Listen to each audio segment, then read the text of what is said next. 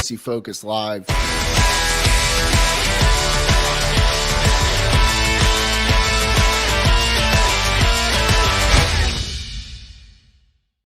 What's up, everybody? Welcome back to the Candlestick Kids Fantasy Football Podcast on the Fantasy Focus YouTube channel. It's a Wednesday. I don't even know if we call it Wisdom Wednesdays. I feel like that's been taken, but there's something going on here every Wednesday where I'm joined by my colleague, Buck. Buck, what's going on, buddy? I like to call it Wing Gut Wednesdays. Wing Gut. Okay. Wing Gut. Yep. Makes sense. Or Wayne Crabette Wednesdays. Shout out Wayne Crabette. Doing pretty good, dude. How are you doing?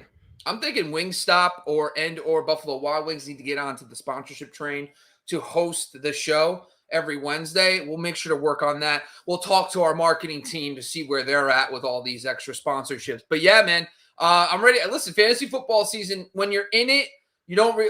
It's like one of those moments we want to take a deep breath and realize we're like in that moment where it's crunch time.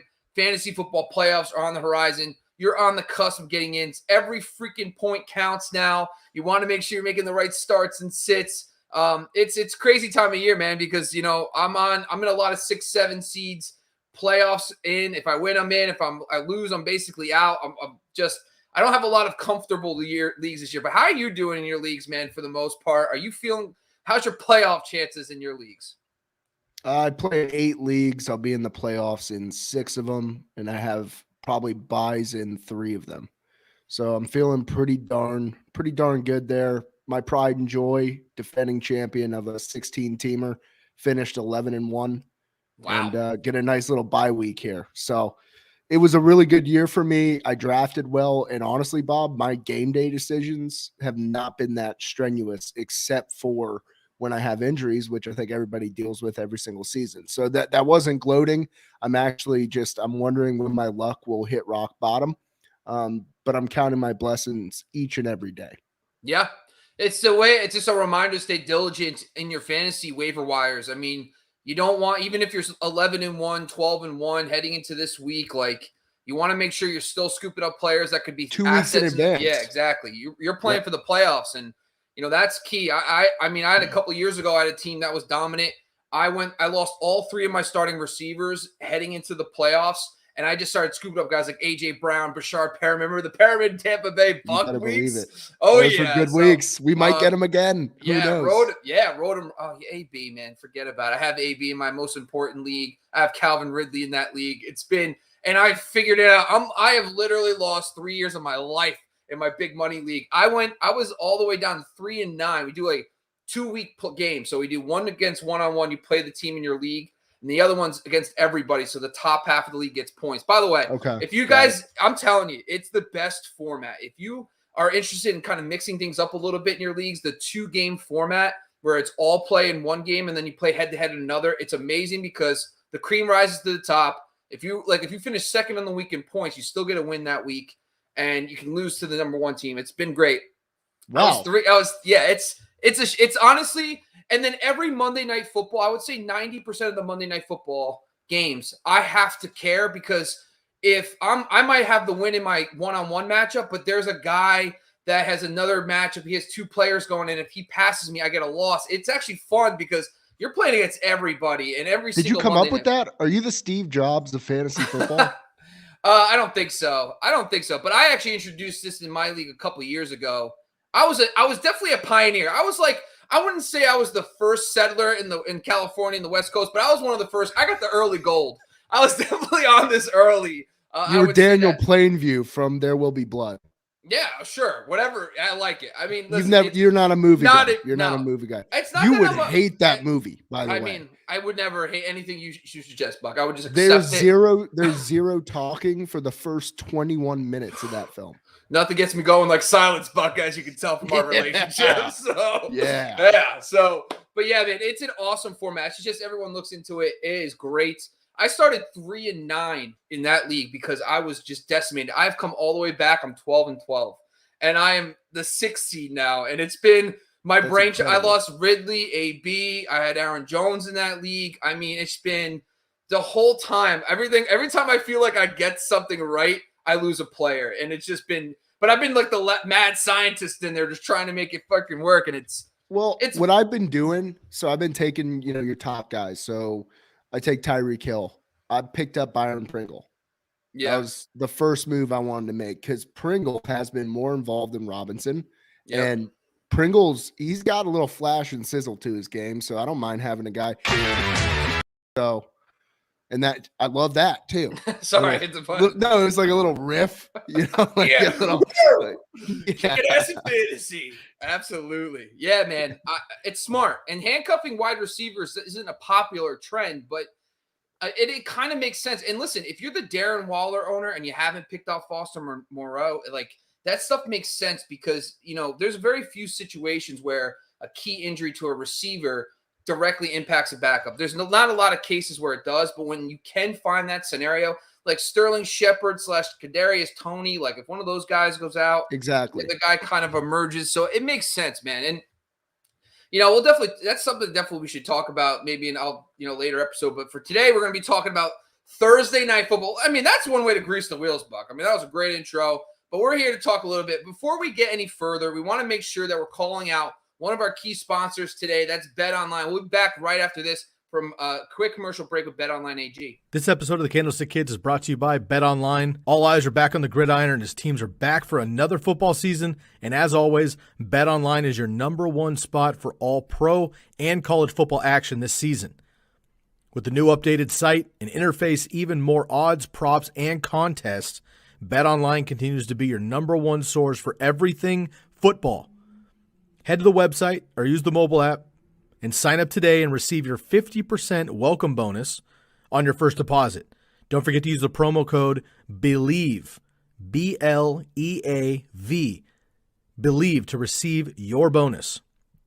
For football, basketball, boxing, right to your favorite Vegas casino games. Don't wait to take advantage of all the amazing offers available for the 2021 season. BetOnline is the fastest and easiest way to bet all your favorite sports. BetOnline, where the game starts. All right, Buck, listen, how we're going to start this day. And listen, everyone, make sure you're following us. I know Scott will get on me if I don't do this. So I want to make sure you follow us here on the Fantasy Focus YouTube channel. If you're a Candlestick Kids podcaster and you've been listening to us all year, at this point, if you haven't checked out these beautiful mugs on YouTube yet, what are you doing? Subscribe, rate, review, all that stuff. If you guys want to if you're going for a run and you can't watch us on video, make sure you hop on to the podcast side on your Apple Podcast. You can find us on the Candlestick Kids on there as well. So we do it all across the board. Make sure you're following us on Instagram, Fantasy Football X Factor, TCK Pod, and the Fantasy Focus. We're doing a lot more day-to-day stuff on there as well with updates and injuries analysis like that. But today we're going to talk first about our Thursday night football preview, which of course is brought to you by, guess what? Our Sunday Live Start Sit Show. The last 2 weeks, we have actually given away a jersey to the top winner of our FanDuel Challenge. That's right. We have given away a jersey of your choice over the last 2 weeks.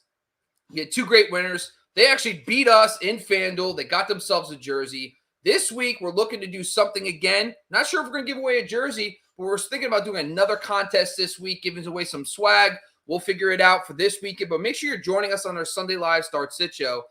Also, make sure if you become a super chatter, if you become on YouTube, if you're listening over on Twitch and you want to donate to the show, we're doing this all content. We also donate 10% of all our proceeds to Good Sports. We have been able to donate $150 so far this season in October and November to the charity of Good Sports because of the donations from our followers. So we do appreciate that. But this month, December, it's the holidays. We want to try to double that. We want to try to get to another 150. So we can't do it without you. We love you to be a part of it. And the best part, too, is if you become a super chatter, not only does the donation go to a good cause, but we're going to get you into our FanDuel challenge and also we're going to have a bunch of giveaways over the next few weeks. So make sure you're becoming a super chatter on YouTube or use the TCK Pod Venmo if you're on Twitch, Facebook, or Periscope. All right, let's talk a little bit about Thursday Night Football. This is actually going to be a fun game. It sounds like we're starting to get healthy. It sounds like the Cowboys, CeeDee Lamb's going to be back. Amari Cooper's going to be back. It sounds like Zeke's going to be playing, and it sounds like he's going to get a full load, which seems like a really weird way of saying it, guys. Let's just call it a carry. We'll give him a full. It's just, come on, Jimmy. We get it, Mr. Jones. Anyway, but the Saints moving to Taysom Hill, that should be interesting. At least that offense, especially the ground game, should be interesting in this game against Dallas because last year with Taysom Hill, they could run the football down anybody's throats. And Taysom Hill is basically like, a sledgehammer running with the football out there. So that will be interesting. His thoughts, we'll get your thoughts on Taysom Hill. But before we dive into the stats and the players and who to start, Buck, what are you looking forward to most in this Dallas Saints game? I think it's crazy. This has to be the first time two teams have played on Thursday in back-to-back weeks.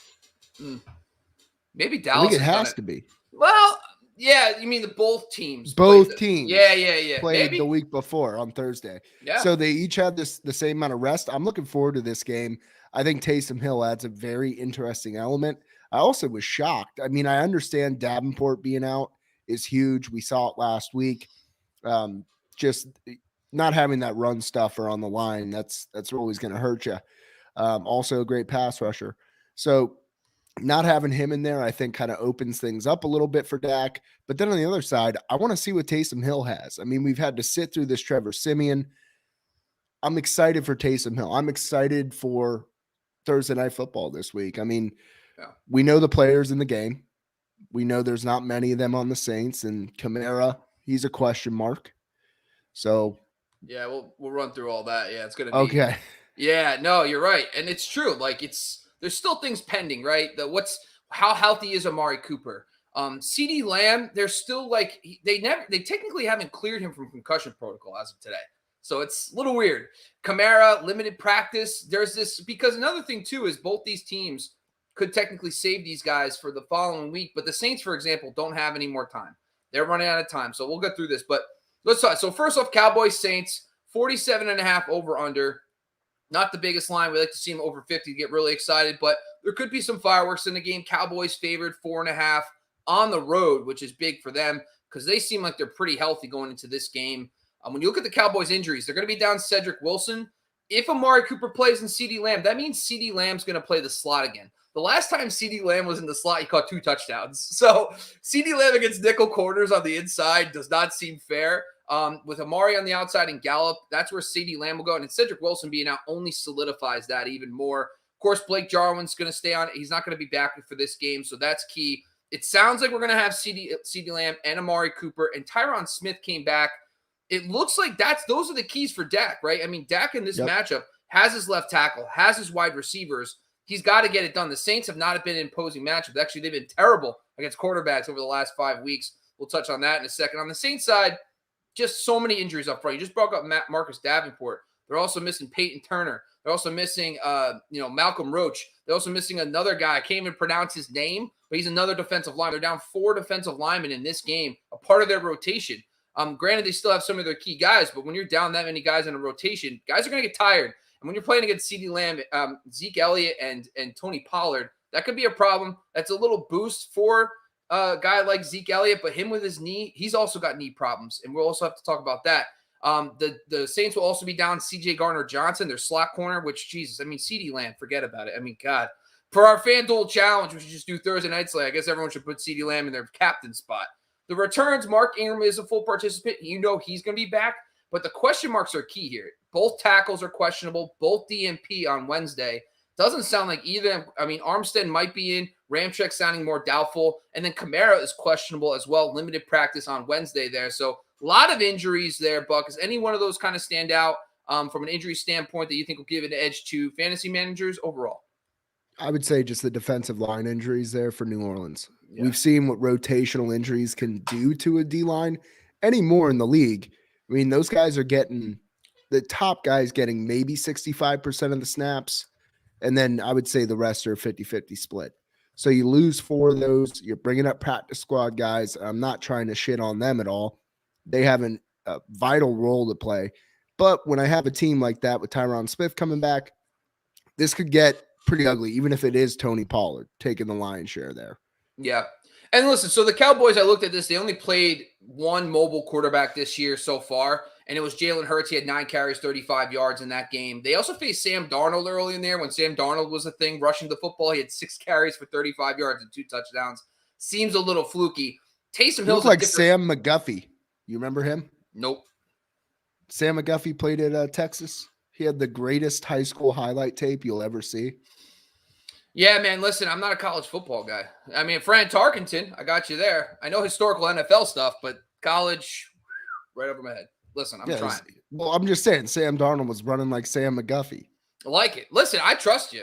You could tell me it's, he could have just been like a guy at the burger joint. I wouldn't have known, but I trust you. I mean, I run like Sam Adams, so I'm not the guy. I'm not the judge. Yeah. The logger or the president? No, Sam Adams, the huge defensive tackle for the Buffalo Bills. Oh, wow. Okay. Wow. We're just not, wasn't even close. Sam Adams, very difficult name to pin down there anyway. But let's talk about this. So overall for this Taysom Hill, in his 4 starts last year, I think a lot of people want to know this. He was the QB4 in fantasy, averaging 23 points per game in a 4-point per pass and touchdown format. That's where Taysom Hill is going to be the difference maker the most. Of course, the thing with Taysom Hill was he would have games that he would barely throw, and he would have 2 rushing touchdowns and like 60, 70 yards. And he did that a couple times. And that doesn't, and for fantasy, it's a cheat code. So, if you're someone who is missing their quarterback or has been kind of streaming quarterbacks, this is the type of game where Taysom Hill just offers you such a safe floor because of his rushing that you're not going to get a huge dud game. He's going to give you a nice floor. But if the Dallas Cowboys can, put up the points, Hill is forced to throw more. I mean, the ceiling is tremendous. So in this game, Taysom Hill, are you starting him over guys like Russell Wilson, Kirk Cousins, Joe Burrow? I would say over Joe Burrow, yes. Joe Burrow has not been showing me good signs as of late. Russ Wilson, I think with another week to kind of mend that finger, he's going to come back a little bit better. So I'm going to start Russ. Who was the last option there, Bob? Kirk Cousins. Yeah, I'll start him over Kirk. I want to roll the dice a little bit. All right. Yeah, I think, so that's kind of the Mendoza line. He's like just outside the expert consensus rating, right around 14. I'm in on it. I like it. I mean, listen, the Dallas Cowboys, they are a type of defense, one of the very few that actually play a little bit more man because they use Diggs in some shadow coverage in that scenario. But, I mean, listen, the Saints don't have the receiver to do that. But anyway, so from that side, I really think that's the key. But I also wanted to jump down to the running backs. And I just wanted to take – Dallas is a run funnel defense. They are better. They are easier to run against than throw against this season. Now, Kamara is, of course, questionable. And is Kamara this week's Aaron Jones, where he comes back a little too early, and then Dylan is the Mark Ingram version of this scenario. But when I looked at the 4 starts with them, the 2 running backs were Lat Murray last year and Alvin Kamara. It was 90 carries, 440 yards, and 5 touchdowns in those 4 games between those 2 running backs. So completely dominant on the ground. They constantly were scoring touchdowns. They were getting between – Lat Murray was getting 10 carries. Kamara's right around 15. But the targets is what suffered. There's 15 targets for Kamara in those 4 games with Hill. So that's what makes Kamara a difference maker. And now he's on a bum wheel. What's your comfort level with Kamara? Where are we going to draw the line on starting Kamara this week? Are there any fringe RB2 guys that you would start over Kamara? No, not at all. Okay. I'm nervous about it, but I'm going to roll with the big guns, and I think you're right. I mean, Hill coming back in there does benefit him. Yeah. And what about one of the Denver running backs? Would you start them over Kamara? No. Clyde Edwards-Helaire? No. Devonta Freeman? No. Okay. What about Josh Jacobs? No. Okay. So you're pretty good. All right. So you're confident there. I feel pretty good. I mean, I'm not feeling great, but I'm not going to get to this point and I'm fighting for a playoff spot. And I'm going to roll the dice on Devonta Freeman, who I'm thrilled with, by the way. I mean, this is exactly what I was saying last week with Aaron Jones. I feel like I wish it's like one of those memes where I'm going back in time and I'm banging on the window. I'm like, don't do it. It's the Spider-Man meme, we're looking at each other pointing. Oh, I know. It makes sense. It's the rational thought. Like, you go out there. If Kamara's active and if Saints trust him, you play him. I know. It just rips my heart out. And listen, Dallas at least can be run on, so there is that too. But I worry because it is going to be a split, and you know that Taysom Hill is not going to dump it down to a Kamara 6, 7, 8 times to compensate for maybe a split back. I get it, but you're right. I know. Listen, for the receiving core, I know one guy I want to keep in mind too that I really like over the last few weeks is Tre'Quan Smith. The problem is it's not going to be Trevor Siemian anymore. It's Taysom Hill. We don't know. Hill locked in on Michael Thomas, and Michael Thomas was a solid PPR guy, but then there was nobody else in the pass game that was consistent. Is that going to be Tre'Quan Smith? I don't know. I'm going to definitely take a wait-and-see approach with the Saints receivers. Anybody on the Saints side other than Kamara, maybe even Ingram. What's your thoughts about Ingram, too, this week? Comfortable with Ingram as a flex option there, just kind of leaning on the Kamara thing. You know, he will get work. I think there's no doubt there. It's all about utilization here for Kamara. And the way he's utilized, I think, is what the separator is for him. With Ingram, I'm looking for that goal line, right? I'm going fishing. I'm going hunting for TDs. So I'm comfortable putting him in as a flex, especially if it's like a 2-flex league. He's a no-brainer at flex 2.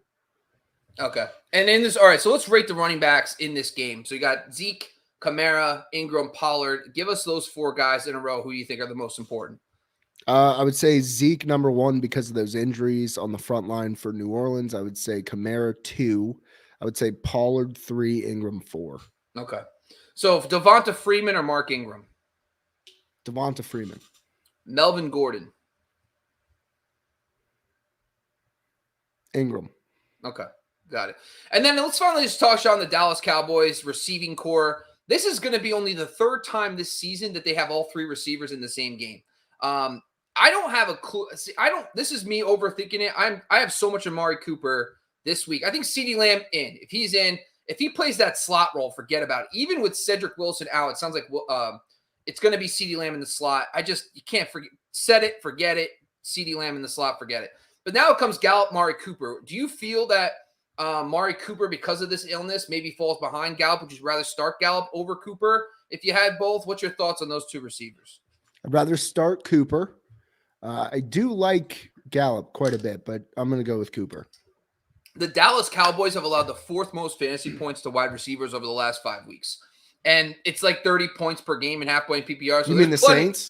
The Saints. Sorry, the yeah. Saints. You're right. Yeah, the Saints. Sorry. The Saints have allowed the 4th most points to wide Didn't receivers. mean to correct you. I just felt No, you're right. You're right. You're right. Yeah, no, it makes sense. Yeah, for the people I know who where actually need this your information. brain was there. Your words weren't. Yeah, I'm sorry. The lips and the brain never on the same page. It's all the story of my life, bud. I hear you, man. I hear you. So I mean, listen, I think for Amari Cooper owners, it's going to be a tough decision. I get it. I mean, I'm one of them. And I think the matchup, in my opinion, is good. I mean, Dak Prescott in a dome, probably, the Saints have been terrible against quarterbacks, and he should be able to get his. But the final one is Dalton Schultz. Are you fading him now that all 3 receivers are in the lineup? Yeah, in this game, yes. Okay. And moving forward, is he a drop or a stash? Stash. Okay.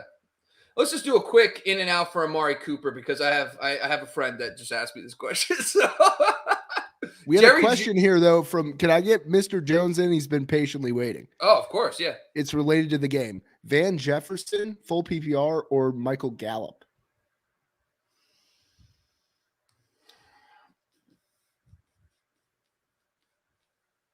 I mean, so the Rams are playing Jacksonville. Those games. Jacksonville always looks good against receivers, but it's because they don't really get a lot of attempts against them because they're losing by double digits at halftime. So, man, I actually might lean Gallup a little bit in that scenario. It's kind of the same thing. They're in the same exact scenario. They are. You got Van Jefferson's probably the 1B on the outside to Odell now, and then you have the same thing going on with Gallup to Cooper, and CeeDee Lamb and Kupp are the best 2. So I think in that scenario, I'm going to lean on the potential upside with Gallup in the higher scoring game. I'm going to go Van Jefferson. We are of no help. Yes. Sorry, man. We apologize. We'll make sure to get to more questions after this break. But listen, guys, that's our Thursday night football preview. And also, Buck, is there any defenses you're trying to start in this game? No. All right. Well, that's our Thursday night football preview brought to you by our Sunday Live Start Sit Show. Make sure you're joining us at every Sunday live, 10 a.m. to 1 p.m. Eastern. All of our Sunday Live shows are brought to you by Good Sports. If you don't know what Good Sports is, go to goodsports.org. It's a charity organization that donates sporting equipment to underprivileged communities to help kids play sports. So we really do appreciate their sponsorship, their partnership, and 10% of what you donate to us goes to Good Sports. We donated $150 so far this season. So make sure you're joining us Sunday Live, guys. Check us out. We're doing giveaways. We've just given out 2 jerseys, too. We're excited for that. So join us this weekend to see what that's going to be. All right, Buck, let's get to the good stuff. The start sits, the streamers. Before we do, these start sits and streamers is brought to you by Factor. We're going to take a quick commercial break, and we'll get right back with all our positional start sits brought to you by Factor. Hey, TCK Potters and Fantasy Focus community. Are you looking for options for hair loss? There are many options out there for treating it. However, most products treat the cause, such as DHT, and don't do much to support the growth of new and stronger hair. It's like removing harmful weeds from your lawn, but not doing much to fertilize the grass. That's why the Fantasy Focus and TCK team has partnered with Factor. Factor saw this problem and focused their research on finding just the right combination of biosynthetic growth factors and an innovative delivery system to promote fuller, stronger-looking hair. So whether you're a listener who suffers from various forms of alopecia or even stress-related hair loss, the Factor treatment is the perfect scalp-friendly solution that can help and influence stronger and healthy hair throughout all stages of the hair life cycle. And now, exclusively for TCK listeners, use the promo code TCK at checkout to get 15% off all products at shop.mycarafactor.com. That's shop.mykerafactor.com. Carafactor, skincare for hair. All right, Buck, you know the drill, bud. Positional start sits of the week. We try to take a look at, we're not even going to tell you the algorithm in the back. Scientists can't even figure it out. But we throw together a spreadsheet. We pick like the higher owned rostered players to fade and one guy that's lesser owned that you could potentially put in the matchup for it or scoop up off waivers. So, Buck, let's start with the QB fade this week. Who's a QB that's very owned that you're willing to fade in this week's matchups? Fading Joe Burrow here. Joe Burrow, for the reasoning, I'll lay it down for you. You're facing the Chargers. Chargers, they do a pretty decent job there against the wide receiving cores. And he's only averaged 12 points per game over the last 3 games. I'm seeing them kind of stagnate a little bit after a hot start. I don't think we should be too surprised by that, but I'm just reading it like I see it, going with the gut. This entire episode is brought to you by Gut. So we should get a probiotic sponsor. Yeah, I mean, we really should. It honestly makes a ton of sense. And we never really have done our Gumbers start a play of the week either, which is another thing we should probably visit in 2022. But yeah, so Joe Burrow, go ahead. Sorry, man. This is brought to you by Metamucil, by the way. Really? Or Imodium? Something that can really help. Depends on what you need. Depends on what you need. Some of my takes have given me some bad sense, so I needed Imodium by Sunday. I don't think you want to combine those two, folks. I don't think that's safe. That's a war in your stomach that I don't think you're going to try to – you don't want to win that. You don't want to win or lose because it's either way. It's bad news, man. But, yeah. So that's basically what Joe Burrow is this week, folks. Imodium and whatever other thing you got. Metamucil. Metamucil. Gotcha. Psyllium fiber, Bob. Psyllium fiber. I got you. No, man, I'll do a Google search out to the show so I really know the Metamucil comments in the future. But, anything else about Joe Burrow? No, nothing. Regular. Unlike Joe Burrow in your lineups, the Metamucil keeps you regular, folks. Joe Burrow just hasn't looked the same for that entire team. They don't throw enough. They really want to run. I mean, it's crazy. Frustrating. Listen, I will tell you this. Every offseason, I put together this thing called the opportunity analysis. I've taken the historical dropbacks for every team's play caller. And I say, based on historical, like what the projection is going to be, they have been so far below. It's about 9 dropbacks per game. It's absolutely crazy. It's completely thrown everything off for all my Bengals takes this year. And Jamar Chase is leveled off. And Joe Burrow and Joe Mixon, they feel like Joe Mixon's going to hold up on 30 touches a game. They're out of their mind. I just don't know how that's going to work. It just doesn't make sense to give him that many carries. He hasn't been able to stay healthy in his entire career, but listen, I'm not a coach. He's being productive. Oh, I know that. But the thing is, like, tell it to CMC. I mean, like, the guy is an absolute machine, but they give him all the workload and he can't stay healthy. It's hard this day and age to stay healthy with that kind of work. But anyway, I digress. Mine's a really bad take, but it comes with some type of analysis, I promise. And it's actually Patrick Mahomes. Patrick Mahomes is the Kansas City Chiefs coming off the bye has become one of the biggest locks in the world. You know they're going to win pretty much every time. But the thing I've noticed with the Kansas City games out of the bye is they completely dominate in a lot of cases. They've also faced the Raiders, ironically, like 3 years in a row prior to this year, which also another thing. It's like, okay, well, you face the Raiders every time, you're going to look great. So this year, though, they're facing the Denver Broncos. And Patrick Mahomes last season, so Vic Fangio comes in. Vic Fangio, you can say what you want about this guy, but he knows how to coach defense. And the Denver Broncos just have a ton of cornerbacks, a ton of talent in their secondary, and it's really shown. I mean, listen, last week, I know the games look good. A great example of this is Dak Prescott and Justin Herbert. The end of the game results look awesome. They have great fantasy days, but they got smoked in those games. I mean, the Chargers did not look good for 3+ quarters. They were dominating, and the Denver Broncos won that game. And then on the flip side, Dak Prescott, if you watch that Dak game against Denver, he was terrible to a point where they actually took out CeeDee Lamb and Amari Cooper, and he did it in garbage time, and he saved his fantasy day.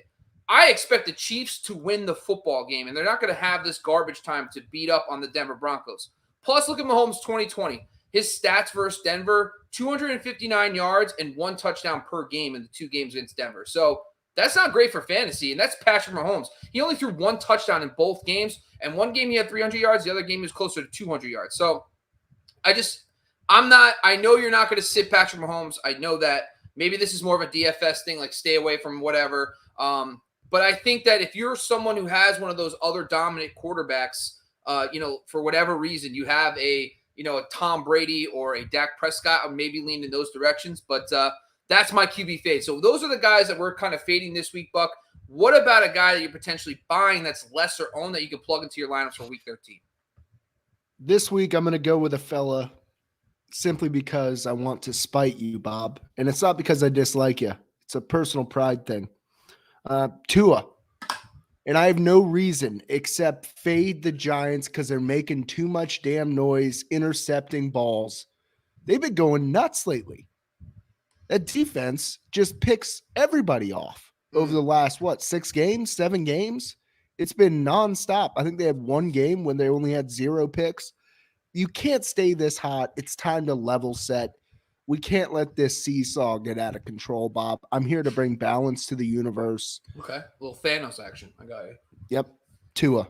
He's going to snap his glove. All right, man. Listen, hey, I feel you on that one. I'm just shocked you know who Thanos is, so God bless you. No, I listen, I do watch a lot of – I'm more of a modern movie person. I don't like old school stuff. So, yes, I'm a big Marvels fan. I love all the Marvel movies. I watch a lot of new movies. But if you start quoting things from the 80s and 90s, I just don't have a clue. I'm not a historical movie person. Sorry, folks. There will be blood as a 2007 picture. I'm just saying. But well, I messed up. I don't know. Listen, I'll Buck, if you want to send me like a list, I'll do it in the office. I promise. I'll be so ready to just back and forth with you. We'll talk about every goddamn movie in 2022. I can't wait. I'm super excited. All right, my QB buy is someone that is having one of the most insane seasons that no one's talking about. It's Derek Carr. Like, this guy is on pace to throw over 5,000 yards. Like, it's insane. Like, he's on a record-setting pace for passing yards. And I actually did a split because I was interested. I was going to make one of these stupid cases that, Derek Carr at home versus away. And what I realized is it doesn't matter, the splits. He averages over 300 yards passing at home and away. It's insane. The other thing about Derek Carr that I do like, though, in the 4 of 6 games that he has played at home, he's had at least 261 passing yards and 2 touchdowns. So he's been very good at home on a consistent basis. He did have 2 really bad games against Cincinnati and also the Chicago Bears, but he's now facing a Washington football team. I know last week I talked about Russ. I feel like me and you were both right about Russ. Russ was horrible, and then somehow he backdoored us in fantasy, and he was a top 10 quarterback. So whatever. But at the same time, I actually really like this game from a game flow standpoint. I think Tyler Henning and the Washington football team can put up points against the Raiders. And I think that nice dome game in Las Vegas could be a good, fun one for that for fantasy. So I'm buying into it. I actually think he's going to be solid for fantasy this week. So I'm actually going to start Derek Carr where I have him in week 13. Love that one. Yeah, man. So let's jump out to running backs, Buck. Let's talk a little bit about some higher-owned running backs that we're potentially fading for this week. So give us your option for week 13. This is going to be very quick, Bob. Damian Harris versus the Buffalo Bills. They're going to have to throw the football. I think that Bill is going to aim to do that when you don't have Tre'Davious White in that lineup. Tre'Davious White has been unbelievably efficient as one of the better cornerbacks in the NFL. So the Bills having to deal with the absence of Trey, that's going to be huge. And I think it's going to open up the playbook a little bit there for old Mac. I think they're going to try to do a few things there. But they still got Taron Johnson. Levi Wallace has had a very, very good season there. But the only concern I have is Trey White is so involved in the run defense. He is a physical corner. He loves impact, and he's smothering the football. He does not back away from it. So how do the Bills look? I think they're going to look just fine. Damian Harris is the fade. And if you look, I think he had 11 carries 2 weeks ago, 10 last week. So it hasn't been this heavy workload for him. It's been the efficiency of those touches that have benefited him. Yep. And I just look for things to kind of get shaken up there. Nobody runs against the Bills. Best run defense in the league. So I expect that to remain pretty consistent here. Yeah. A three-way head committee, it's going to come to a head. So, I mean, right? Stevenson getting work, Bolden getting work. I hear you on that. My guy I'm fading is actually a big name and someone that burnt me in the earliest part of the season. And now it's starting to he's normalizing. It's Naji Harris. Naji Harris early on in the season his numbers were inflated because he was dominating in the pass game. He was leading the NFL in running back targets by a wide margin the first 5-6 weeks of the season. A lot of that was driven by a 21 target game against the Cincinnati Bengals. Now, over the last few weeks, listen, he hasn't been terrible, but last week he hit the floor. It wasn't great. That game, he had 8 carries with 26 yards, was not using the pass game at all. And then the weeks prior, though, we kind of saw this normalization between 14 and 15 half-point PPR fantasy points. Great. We understand that that's fine.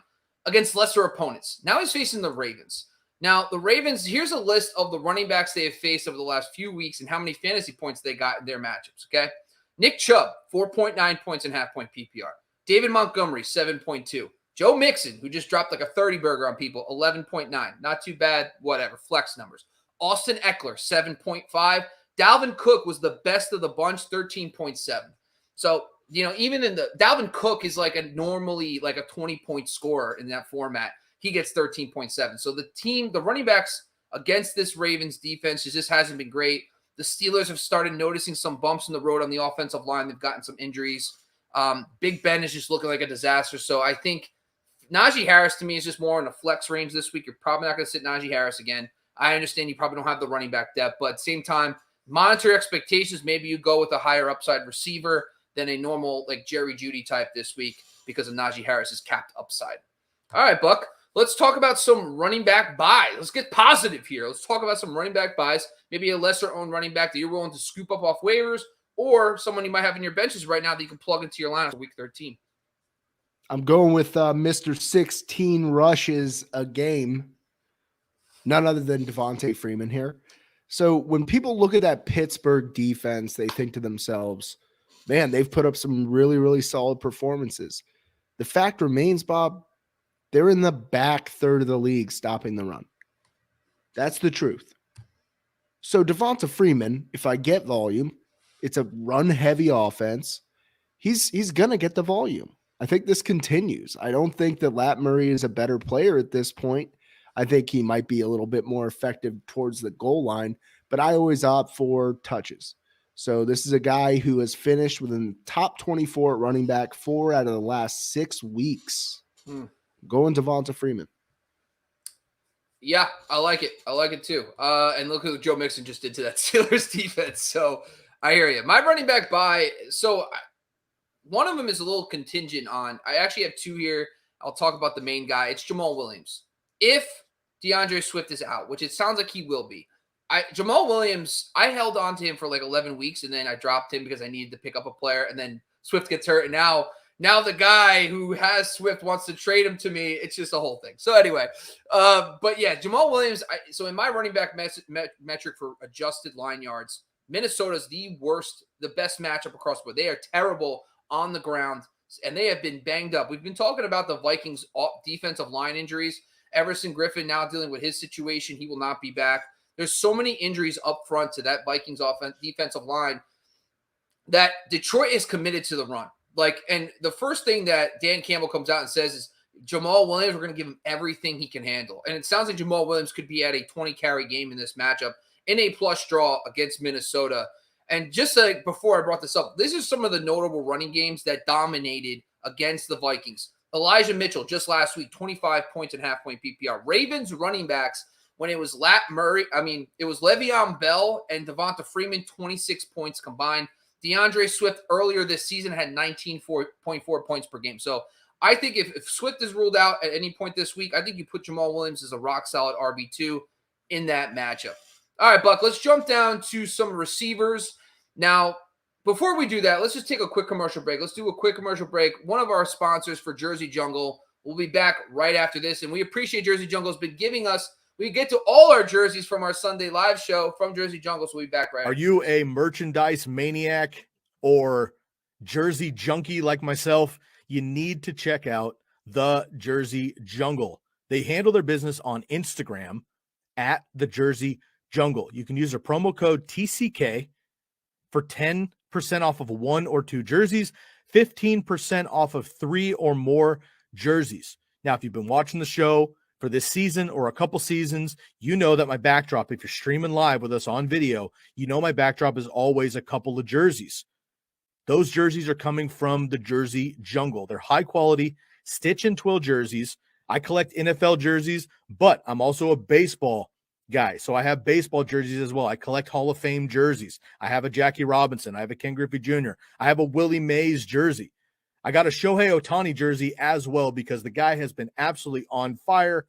Go get yourself a jersey. Basketball, baseball, hockey, football, college. They got rookies as well. Home, away. They have customs. They have camouflage. Whatever you're feeling, retro jerseys from any sport. Go hit up the Jersey Jungle on Instagram. DM the Jersey Jungle. Use the promo code TCK for 10% off of 1 or 2 jerseys, 15% off of 3 jerseys. These are already half price that you're going to find on the websites. They're high quality, stitch and twill, game authentic jerseys. Go check them out. The Jersey Jungle on Instagram. All right, Buck, let's get into it. Wide receiver fades for this week. Who's the well-owned wide receiver that you're willing to sit down in week 13?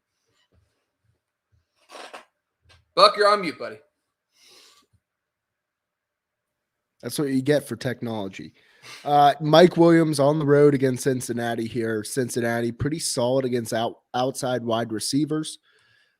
And honestly, it's just we're so far away from those big performances. It just feels like he's a middling. And when I say middling, I mean like maybe not even a reliable flex option, wide receiver 3 option. I just don't love Mike Williams this week and really for the rest of the year.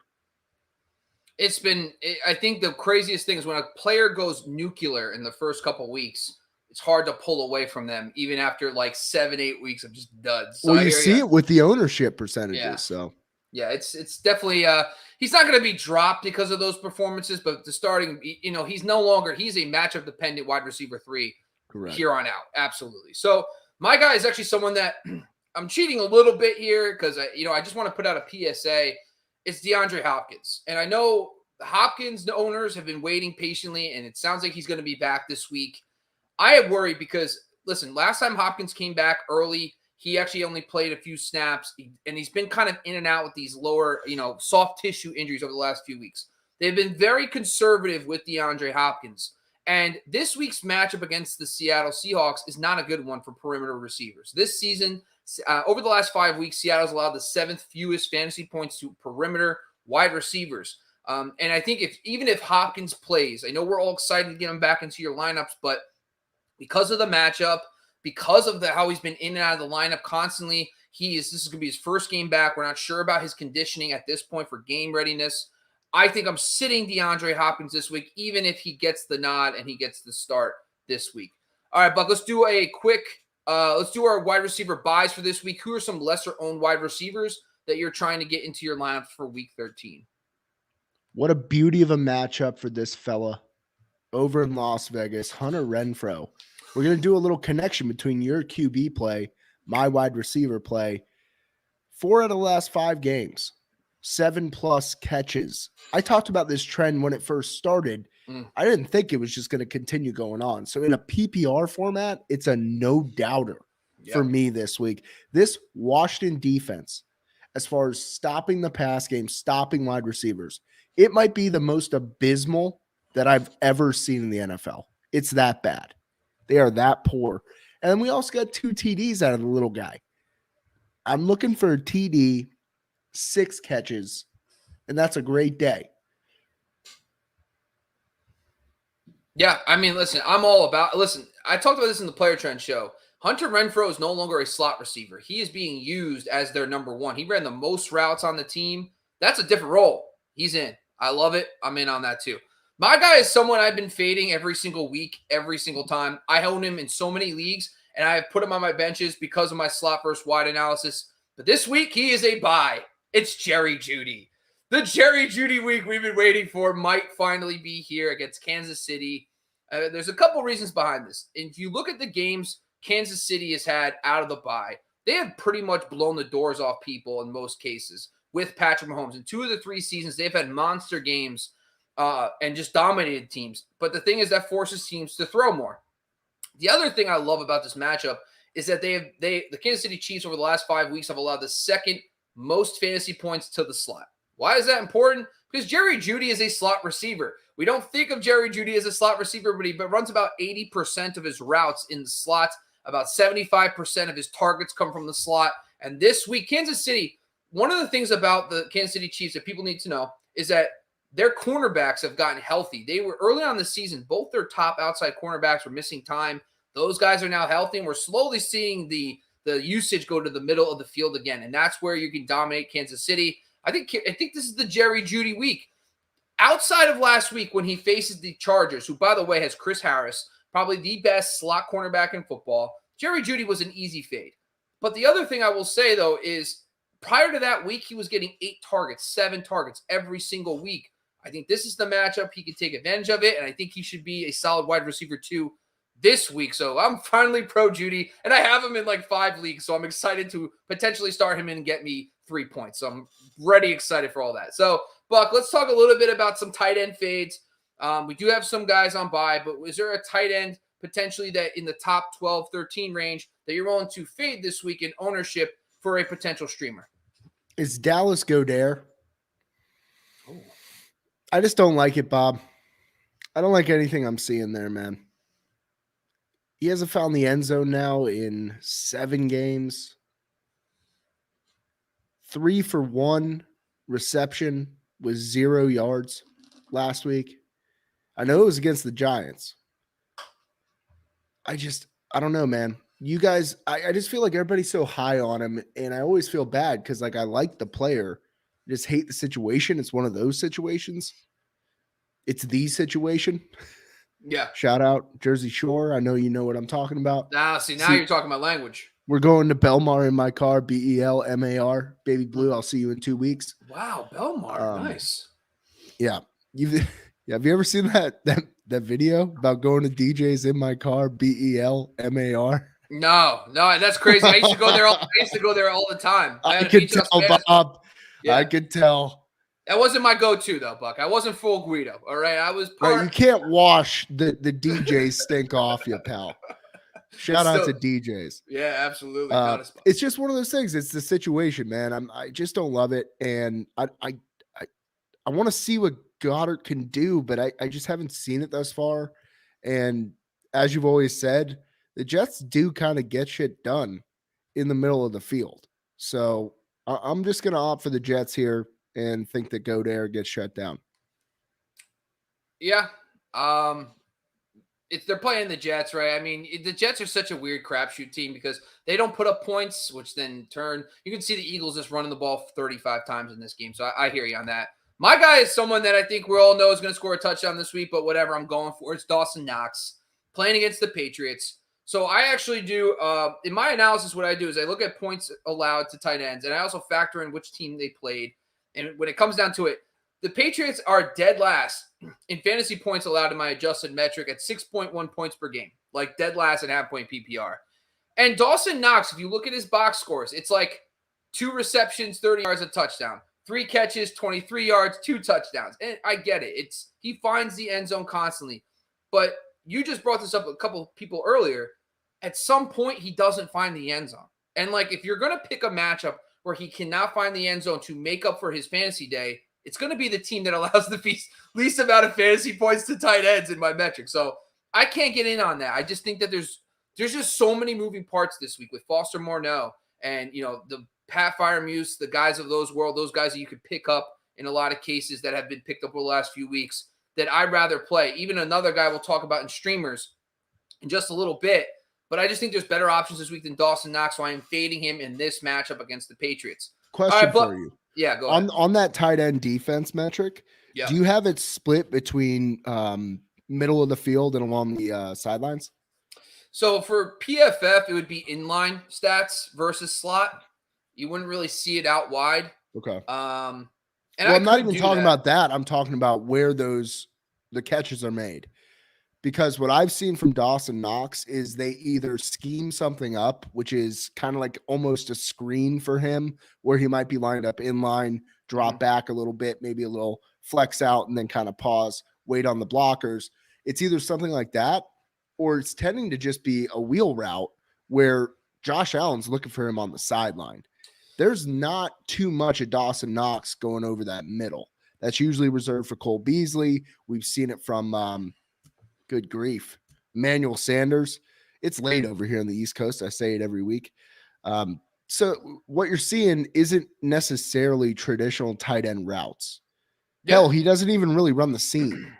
And I said this last week about freaking Evan Ingram. I was like, the one thing you will say about Evan Ingram, he's a slot receiver. He's a glorified slot. So that's a good point. Maybe that is something I'll have to look into a little bit more. But guys like Kyle Pitts didn't do anything against him. So Kyle Pitts is another guy that's not used as a traditional tight end, and he had a terrible game, 3 for 29 against them. So I hear you. And listen, I just think that I was just curious. It's the way they deploy him. And it makes sense too. And I wish I can get more data on that stuff, but tough. PFF, unless you do it yourself. Well, that's what I do for all the other stuff. I pulled all the data from PFF and I actually created my own slot versus wide metric. I've done that all on my own based on, and I've made my own matchup grid and all that stuff. But I could do that technically with slot production versus inline for tight ends. But once you start getting into screens and stuff and that kind of, and they don't track all that data for tight ends. So, but yeah, it's definitely something I can look at for free the tight end, man. Free the tight end. All right, Buck. Let's talk a little bit about some of our buys for the tight end position. There's a lot of fun ones this week, but who's your tight end buy that's lesser owned that you could plug into your starting lineups this week? I'm going to go with the guy that's been dropped. He kind of just withered away on a lot of people's IRs, and then who knows, you picked up Patty Freiermuth, and you're thinking to yourself, we're all good to go. So maybe you got a chance to scoop up Logan Thomas playing at Las Vegas, 31st in the league against tight ends. I'm just going to go for matchup here. I think they're playing from behind first off, so I do think Logan Thomas will be heavily involved. Logan Thomas was my pick too, man, before you actually submitted it. I love Logan Thomas. The best rest of season schedule. He plays the Eagles twice.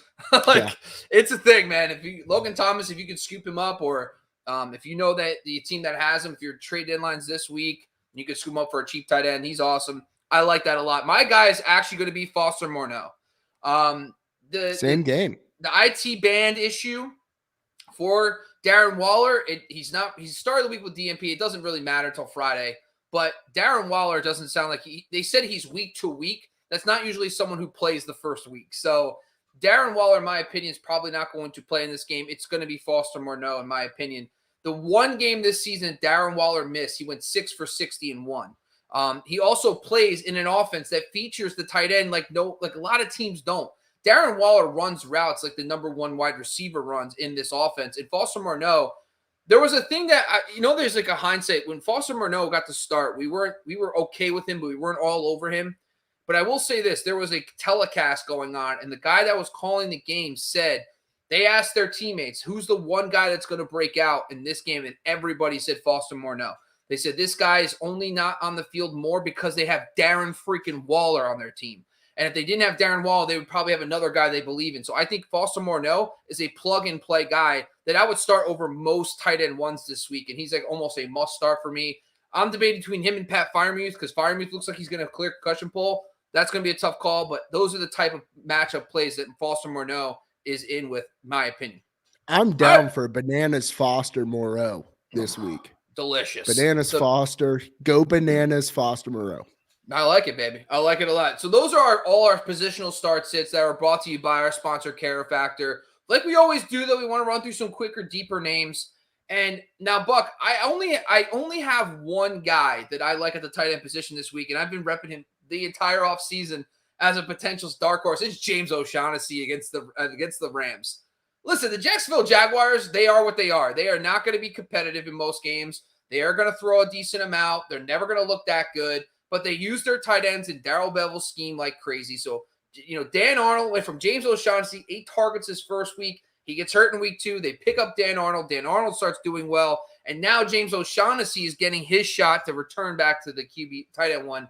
So if you're someone that's desperate, if you couldn't get a Foster Morneau, if you couldn't get a Logan Thomas, I like James O'Shaughnessy. So what are your thoughts on that? Do you think you could stream him, or is there another tight end you're thinking that's maybe more of a dart throw? I really don't like the tight end board this week. I'm fine going with Jimmy O. Okay. My deeper dive quarterback plays this week that I saw that I like, Tyler Henning against the Raiders. We've been talking about him a lot. Still not really owned in a lot of leagues, especially on Yahoo. It's like 20 to 25%. Somebody you could pick up in most leagues and stream and play. And he's got a good matchup against the Raiders in a game that could be a fun one, a nice little shootout. The other one's Tyrod Taylor against the Colts. We kind of know what Tyrod Taylor has been. And the Colts have been, they're more of a pass funnel defense. You can beat them more through the air. Listen, I know Leonard Fournette had a monster game last week, and he dominated on the ground from a scoring touchdown standpoint. But I think overall throughout the season, I think the Colts are going to put up points against Houston, and Tyrod's going to be forced to get into a better game flow. The last couple weeks, he's been in sloppy games. The Titans game, that game was all rain, disgusting, short touchdowns. The Titans, I've never seen a team put their defense in worse positions than the Titans in that game. They had like 3 scoring drives. They scored 13 points on drives that were in their own red zone. They started in their own red zone, which is completely insane. So Tyrod didn't have to do much in that game. And then last week they played the Jets. So this might be the first time we have to see Tyrod in a better game flow, in a team that's going to score. And I think he's someone you can start. So any thoughts on those two guys, Henning and Tyrod Taylor? I'm fine. If you're in a bind, the problem that I see is I don't see that high upside there. But like I said, again, if I had to choose between those two, I'm going with Heinicke. I just think it's going to be a more favorable matchup in terms of game flow. And I just like these wide open Oakland games or Las Vegas games. Yeah. I think Taysom Hill is someone I'd rather have, of course, Taylor Heinicke. But Tyrod Taylor, listen, Taylor Heinicke's like 25% owned. So I had to jump it down a little bit, give you some more deeper dive guys this week. In the buys, there's 4 teams on bye this week, right? Who are the teams on bye? Forget off the top of my head. Actually, the teams that aren't playing? Yeah. So it's – sorry, I have it. It is Panthers, Browns, Packers, Titans. So really, I mean, Aaron Rodgers is probably the only guy on there that's been a consistent QB1 in a single QB league. But I guess Tyrod would be a factor in 2 QB leagues if you need him. All right. Defensive streamers. I like the Bucs a lot this week against Atlanta. If you can get your hands on them, they've been available in my 10-team league. I saw, unfortunately, I have the Bills in that league, and I'll probably just live and die by the Bills. Cardinals against Chicago. I know Andy Dalton threw for 300 yards, but the Cardinals are a much better defense, and they're coming off their bye. They're getting Kyler Murray back. Vikings against Detroit seems like a layup. The Vikings are dealing with a lot of problems up front. They can't stop the run. They're also down Patrick Peterson, but listen, Detroit's Detroit. So if you need a streamer like the Vikings, they could be a factor in this game. And then the Steelers versus Baltimore. I know Lamar Jackson, it's scary to think this, but last week the Browns were one of the top 10 defenses on the week. He threw a bunch of interceptions in that game. And historically, Lamar Jackson has not been great against Pittsburgh through the air. He's thrown multiple interceptions in multiple games in a row. So it's something like not a lot of people. It's more of a contrarian play, maybe a great DFS option too in that matchup, especially if they can get Joe Hayden back in the secondary to kind of solidify some of that stuff. So maybe that's another thing there too. Any defensive streamers that you could think of, Buck? I think the Chargers are a decent option. Okay. I could see myself rolling with the Chargers. Yeah. I mean, I feel like they have so much talent, and I don't know what it is, man. They have everything you can imagine. They have Joey Bosa and Chris Harris, and I don't know, man. It's just weird how they can't get, but they're getting better against the run. So maybe that'll help too a little bit. All right, listen, before we go, I know what we really want to talk about is kickers. So I'm just going to run through some guys that I like this week. Greg Joseph, Minnesota kicker. Jake Elliott, Philadelphia. Dan Carlson, the Raiders. Evan McPherson, the Bengals. Michael Badgley, the Colts. Greg Zuerlein of the Dallas Cowboys, and Ryan Suckup of the Tampa Bay Bucks. So if you can get your hands on one of those guys, that's it for this week. All right, Buck, listen, that's all our streamers, start sits, Thursday Night Football preview. Anything else you want to say to the people before we go? Nothing at all. Just appreciate the love, the support. Join us on Sunday, 10 a.m. Eastern to 1 p.m. or until we run out of questions. Yeah. Appreciate all of you and love you. We do have one question before we go, Buck. I'm stuck in one league. We got another one above that, actually. Pittman or Ingram without Kamara at flex. So if there's no Kamara, I'm going to go Mark Ingram there. Otherwise, Pittman. Man, Pittman against Houston. Yikes. Yeah. I'm actually going to stay with Pittman. I think that Houston game, man, they can't stop anybody on the outside. Houston allows. That's a decent coin flip. I mean, honestly, that's great. Yeah, it's good. Without Kamara, I'm fine with Ingram. I agree, 100%. But like Pittman, literally in my last 5 weeks, Houston has allowed the most points out wide to any defense. So it's like hard to fade Pittman, as is probably a guy I'm going to write about this week as a must start player. And I'm stuck in one league, PPR, 2 wide receiver, 2 flex, 2 running backs, and 1 flex. Mark Ingram, Tony Pollard, Zeke Elliott, Terry McLaurin, Van Jefferson. And that's it, basically. Should I drop Hubbard or Hunt or hold? So it sounds like he's starting these players, and he has Hubbard on the bench. Panthers are on bye, so you can't drop him or Hunt. I don't know. I don't think it's terrible. I mean, the problem is you're double stacking the Cowboys running backs against the Saints. I don't mind that. I don't mind it. Okay. Don't all hate right. it. And if Kamara plays, that's going to be capping. We would have to know like who's available. He also has Kamara, but he's not playing. So he's handcuffed himself, which is great. Great practice, especially this time of year. Yeah, I think it really depends on what you can get, but I'm not going to drop Kareem Hunt, and I'm not dropping Hubbard either. So I think you just roll with it. I would say if you got a guy like Hunter Renfro floating around on waivers, blow the bank on him. That's about it. Okay. Because I could tell you have the running back depth out the wazoo, but you're kind of lacking there with wide receiver here. Starting Van Jefferson. Not that it's a bad thing, but you have Hubbard, Hunt. So, I mean, you're protected. A couple things, too. Like, if you're on the outside looking in, like, you don't have the luxury of waiting around for this whole scenario. So, like, Hubbard, in my opinion, he's got a terrible playoff schedule. Like, and they're trying to get Amir Abdul involved in that offense, too. Hubbard is not going to be, if you look at the games Hubbard was good in. And listen, I did all this last night because I'm doing waivers. And I looked at Hubbard as an option because he was a free agent in one of my leagues. And I'll tell you this about Hubbard. And the games that he dominated, if you look at the games he played very soft run game matchups, and he's getting you like 13, 14 points in the soft matchups. Now look at his playoff schedule. It's almost a 180 about how bad it is. And I just think he's probably going to have a high floor because he's going to get 15 to 17 touches playing with Cam in that offense. But at the same time, 8-9 points isn't going to be a difference maker. You're not going to start him over Zeke. You're not going to start him over Kamara, even Mark Ingram in some cases. So I just think at that point, win now. If you can get a Hunter Renfro type, go do it. I'm all in on that. All right, Buck, listen, that's all we got for today, man. I appreciate you, man. This is another great Wednesday show between me and you. This is the Candlestick Kids Fantasy Football Podcast on the Fantasy Focus YouTube channel. Make sure you're joining us every Sunday live for our Start Sit Show, 10 a.m. to 1 p.m. Eastern. All our donations you give to the show. Become a super chatter.